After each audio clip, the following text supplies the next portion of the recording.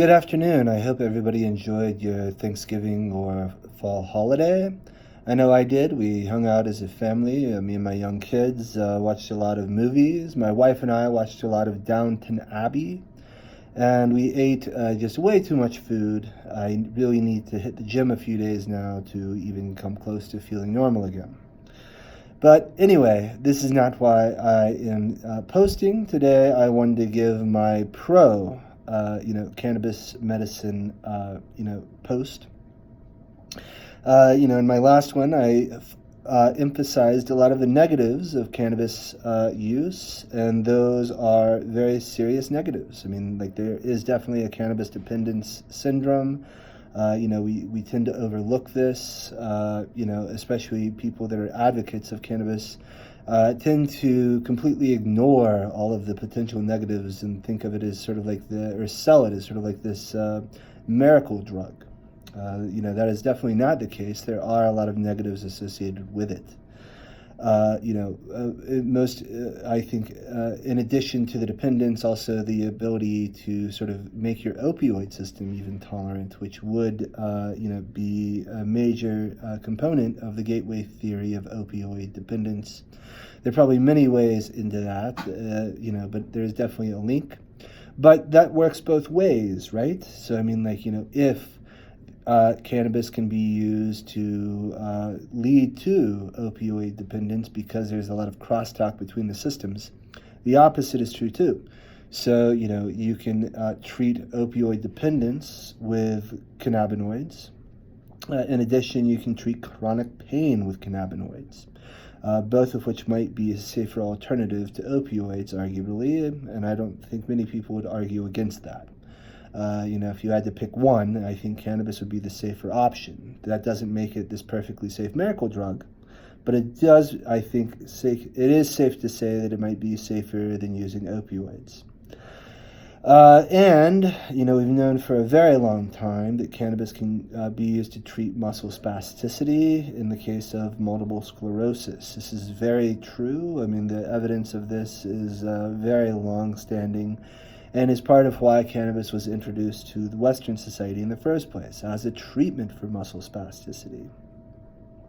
CBD, in addition, seems to have its own medicinal benefits. It might be distinct from THC.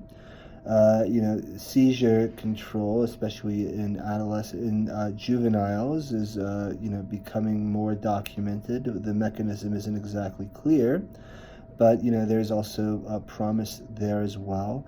It seems to act also by, amongst many mechanisms, one that might lead to neural effects is its ability to antagonize or activate 5-HT1A autoreceptors, which would reduce serotonin release. A reduction in serotonin release, as you might recall, is something that we think we achieve after weeks of blasting your serotonin system with an SSRI. It might lead to better control, better brakes on the serotonin system. You're reducing serotonin release, and systemically, serotonin is known to produce anxiety. Therefore, if you reduce that by a 5-HT1A agonist, you could have immediate acute anxiolytic effects.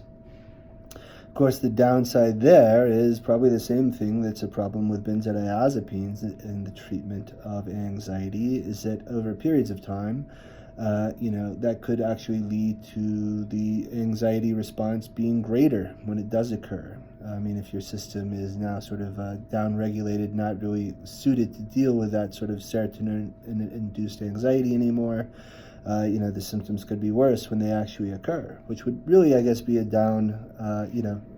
critique of pharmacotherapy in general, or how it's typically employed, which is sort of going against everything I believe in. But it is a thought, and I think a valid one, and one worth considering. It is good to challenge our conceptions and preconceived notions of how things work and should work. But anyway, so, cannabis does definitely have medicinal benefits. It's probably safer than alternatives like opioids. And another thing is, like, a lot of this, it causing symptoms to emerge in psychosis and these sorts of things. These patients could be self-medicating. When something's awry, something's amiss early on, you might be tend to self-medicate off of psychoactive drugs. One of these would be cannabis. So, I mean, like, who's to say that, this correlation between schizophrenia and cannabis use isn't just self-medication? And maybe, and there's a literature on this, cannabis actually can alleviate some of the symptoms of psychosis and schizophrenia. Maybe, these patients are treating themselves. And is that so bad?